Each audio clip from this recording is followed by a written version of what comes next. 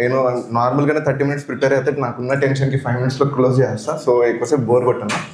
So నా specialization in photography is festival photography. So ఇది one of my best pictures అని చెప్పొచ్చు.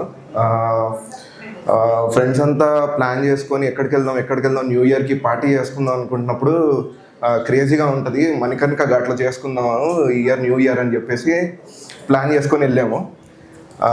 మా లక్ ఏంటంటే రెగ్యులర్గా చూడని థింగ్ రిచువల్ ఇది. సో అగోరా ఒక అతను వచ్చి he was doing his ritual practice that. So స్పెసిఫిక్గా తను అక్కడ ఏం చేస్తున్నాడో చెప్తే మీకు బ్రెయిన్ ఆఫ్ కూడా అవుతుంది. సో అప్పుడే కార్ప్స్ ఫ్రెష్గా కంప్లీట్లీ బర్న్ అయిపోయింది. తను వచ్చి తను రిచువల్స్ చేసుకొని డెడ్ బాడీ బోన్స్ తీసుకొని తింటున్నాడు. మేము దాన్ని డైరెక్ట్గా చూసాము. సో ఆడియన్స్ చూపిస్తే ఎలా ఉంటుందో లేదో తెలియదు, అందుకని జస్ట్ ఒక షాడో ఫేస్ ఫోటో మాత్రమే పెట్టాము. Next slide please. సో నాకు ఫెస్టివల్ ఫోటోగ్రఫీ అంటే ఏంటి? సో నేను పుట్టింది ఆంధ్ర సైడ్ కానీ పెరిగింది మొత్తం తెలంగాణ సైడ్. మా ఇంట్లో ఓన్లీ ఆంధ్ర స్టైల్లో ఫెస్టివల్స్ అవుతుంటాయి, కానీ నా ఫ్రెండ్స్ కంప్లీట్లీ తెలంగాణ. సో వాళ్ళ సైడ్ వెళ్ళినప్పుడు వాళ్ళ టైప్ ఆఫ్ కల్చర్ చూస్తుంటాను. సో చిన్నప్పటి నుంచి ఏంటి అంటే బైకల్చరల్ చూస్తూ పెరిగాను.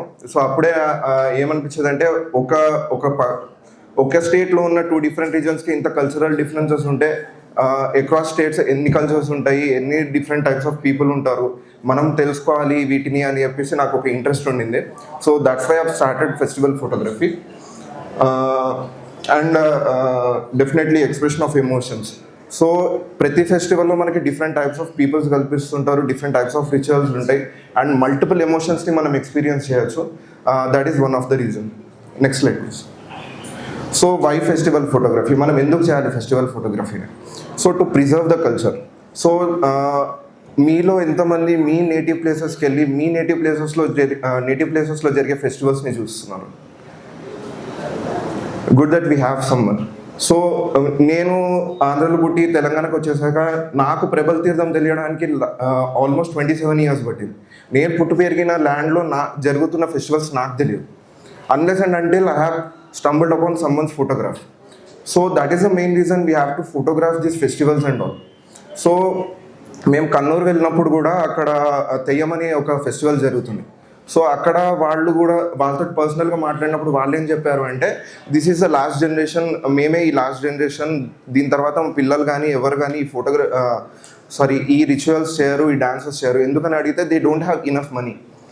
సో ఎందుకు అని అంటే చాలామంది జనాలకి ఇలాంటి ఫెస్టివల్స్ జరుగుతాయని తెలియదు. సో మనం తెలియజేయడం వల్ల చాలామంది ఏమనుకుంటారు, సరే నేను ఫోటోగ్రాఫ్ చేస్తే ఏమవుతుంది, జస్ట్ నా ఫోటోకి లైక్స్ వస్తాయి, షేర్స్ వస్తాయి అంతే కదా అనుకుంటారు.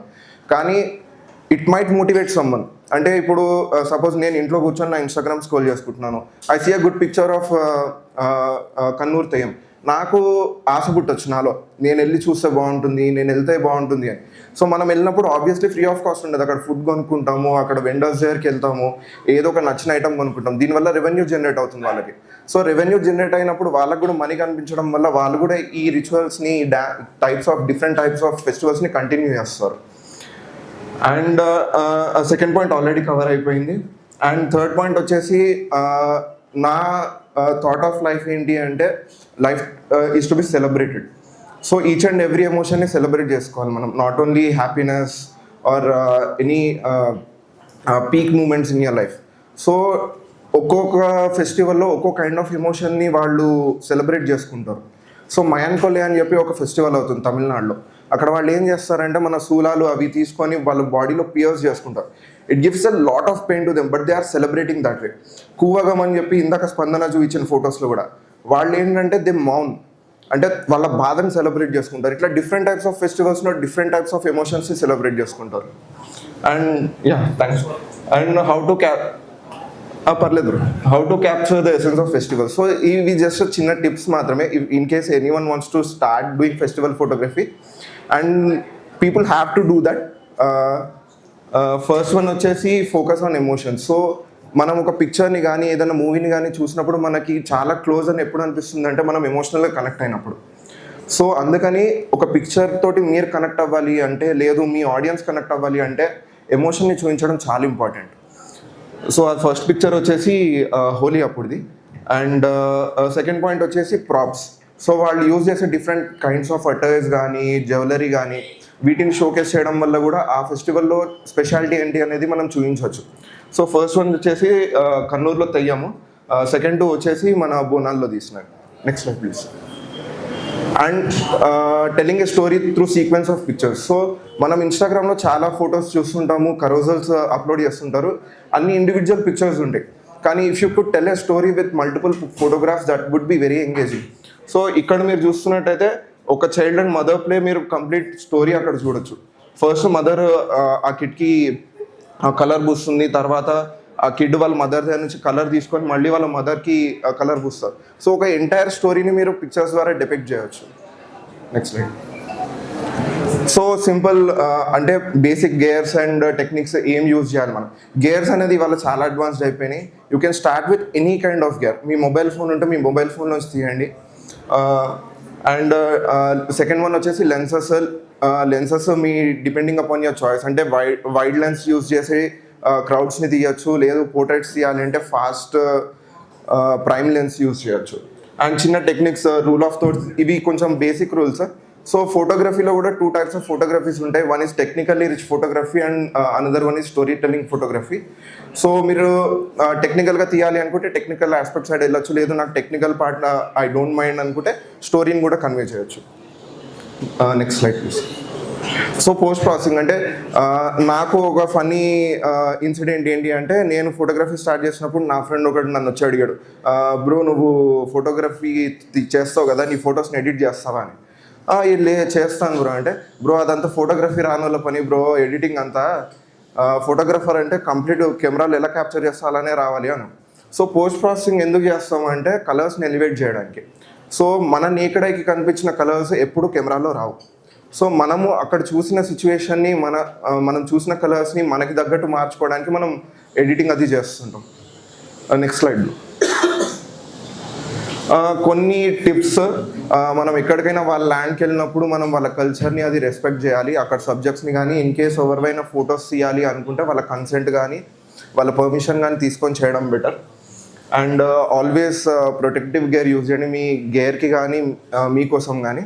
And your life is very important than the photographs you take. మిమ్మల్ని మీరు అంత రిస్కీ సిచ్యువేషన్లో ఎప్పుడు పెట్టుకోకండి. అండ్ వైల్డ్ లైఫ్ ఫోటోగ్రాఫర్స్కి అయితే తప్పదు, వాళ్ళు లైఫ్ని రిస్క్ చేస్తేనే కొన్ని అమేజింగ్ స్టోరీస్ బయట చెప్పగలుగుతారు. ఫెస్టివల్ ఫోటోగ్రఫీ స్టిల్ ఫైన్, ఒక ఇయర్ కాకపోతే ఇంకో ఇయర్ వెళ్ళి మీరు కవర్ చేయొచ్చు. Next slide. సో ఇది మాయన్కొల్లాకి వెళ్ళినప్పుడు తీసిన recent photos. So first 3 set వచ్చేసి వాళ్ళు పియర్సింగ్ చేసుకుంటుంది, ఫస్ట్ అండ్ థర్డ్ వచ్చేసి వాళ్ళ చీక్స్కి ఇన్సర్ట్ చేసుకున్నారు, సెకండ్ది వచ్చేసి వాళ్ళు వాళ్ళ బ్యాక్ స్కిన్కి మన వీపుకున్న స్కిన్కి హుక్స్ లాగా పెట్టుకొని ఆ హుక్స్ తోటి వాళ్ళు హండ్రెడ్స్ ఆఫ్ కేజీస్ చైన్స్ లాగుతారు. ఆ ఫొటోస్ ఇంకా పెట్టలేదు. లాస్ట్ 3 వచ్చేసి అదే ఫెస్టివల్లో కిడ్స్ని వాళ్ళు రకరకాల పెయింటింగ్స్ వేసి డెమిగాడ్స్ లాగా గాడ్స్ లాగా వాళ్ళు డెకరేట్ చేసి ఊరంతా ఒక ఊరేగింపులాగా వెళ్తారు. సో చిన్న టిప్స్ అనమాట. ఎప్పుడైనా ఇలాంటి ఫేమస్ ఫెస్టివల్స్కి వెళ్ళాలి అనుకుంటే మీరు ముందే ప్లాన్ చేసుకోండి, ఎందుకంటే అకామిడేషన్స్ కానీ ట్రావెల్కి కానీ చాలా ఇబ్బంది అవుతుంది అన్ప్లాన్గా వెళ్తే. రీసెర్చ్ చేసుకుంటే బెటర్, ఎందుకంటే ఆ ఫెస్టివల్ యాక్చువల్గా ఏమవుతుందో ముందే తెలిస్తే క్యాప్చర్ చేయడానికి ఈజీ ఉంటుంది మీకు. Next slide. Always prepare your body. Physical challenge చాలా ఉంటాయి, అక్రోబాటిక్స్ చేయాల్సి ఉంటుంది, జిమ్నాస్టిక్స్ చేయాల్సి ఉంటుంది ఫొటోస్ తీయాలి అంటే. సో కొంచెం ఫిట్గా ఉండడానికి ట్రై చేయండి. And that's it. I go by name చిత్రకారుడు ఆన్ ఇన్స్టాగ్రామ్.